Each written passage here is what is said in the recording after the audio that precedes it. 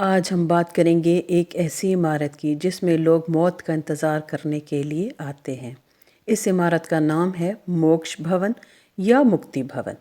وارانسی کا موکش بھون ایک ایسی عمارت ہے جہاں کوئی زندہ واپس جانے کے لیے نہیں آتا۔ یہ ایک ایسا ویٹنگ روم ہے جہاں لوگ موت کا انتظار کرتے ہیں۔ کاشی کی یہ عمارت ایسے لوگوں کے لیے موجود ہے جو کہ زندگی کے آخری لمحات اس مقدس جگہ پر گزارنے کے خواہش مند ہوتے ہیں۔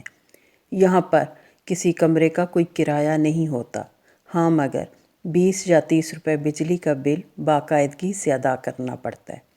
اگر جس شخص نے کھانا پینا چھوڑ دیا ہو اور اس کی زندگی کے چند دن ہی باقی رہ گئے ہوں تو اس کے خاندان والے اسے یہاں لے آتے ہیں تاکہ موت اس مقدس مقام پر اسے نصیب ہو۔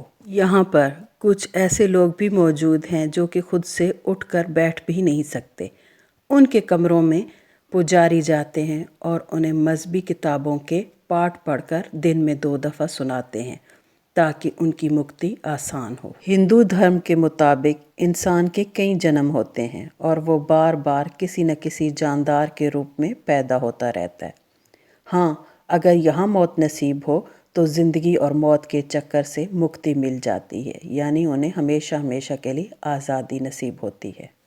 موکش حاصل کرنے کے لیے آپ کو 15 دن دیے جاتے ہیں۔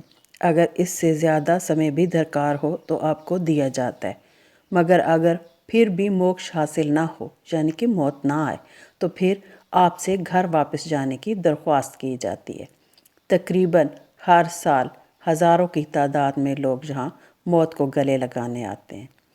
یہاں پر لکشمی اپنے شوہر کے ساتھ رہتی ہیں اور ان کے بچے بیرون ملک آباد ہیں۔ یہ دونوں میاں بیوی موکش کی تمنا میں یہاں آ کر بیٹھ گئے ہیں۔ سارا دن گیتا، رامائن اور دوسری بکس پڑھتے ہیں اور وقت گزارتے ہیں۔ شام ڈھلتی ہے تو لکشمی دوسرے عقیدت مندوں کی طرح تلسی کے پیڑ کے نیچے ایک دیا جلاتی ہیں اور انہیں بھی زندگی کی لو کے بجھنے کا انتظار ہے۔ یہاں پر قریب ہی گنگا بہتی ہے جس میں ان کی آخری رسومات ادا ہوتی ہیں اور ان کے راکھ کو یہاں پر بہا دیا جاتا ہے۔ کہتے ہیں کہ گنگا کے گھاٹوں پر چتا کی آگ کبھی ٹھنڈی نہیں ہو پاتی۔ ہندو کوشش کرتے ہیں کہ اپنے عزیز و اقارب کی آخری رسومات گنگا کے کنارے پر ہی ادا کریں کیونکہ گنگا کا پانی انتہائی مقدس سمجھا جاتا ہے۔ یہاں لوگ زندگی کی مرادیں بھی لے کے آتے ہیں اور زندگی سے نجات کے لیے بھی آتے ہیں۔ یہاں زندگی جیسے ٹھہر سی گئی ہو۔ سارا دن پوجا پاٹ اور مذہبی کتابوں کے مطالعے میں گزر جاتا ہے۔ موت کے انتظار میں بیٹھے یہ لوگ یہی جان سکتے ہیں کہ موت کا انتظار کا احساس کیسے ہوتا ہے۔ ساغر نے کیا خوب کہا تھا، موت کہتے ہیں جس کو اے ساغر، زندگی کی کوئی کڑی ہوگی۔ اپنا اور دوسروں کا خیال رکھیں۔ Take care. اللہ حافظ۔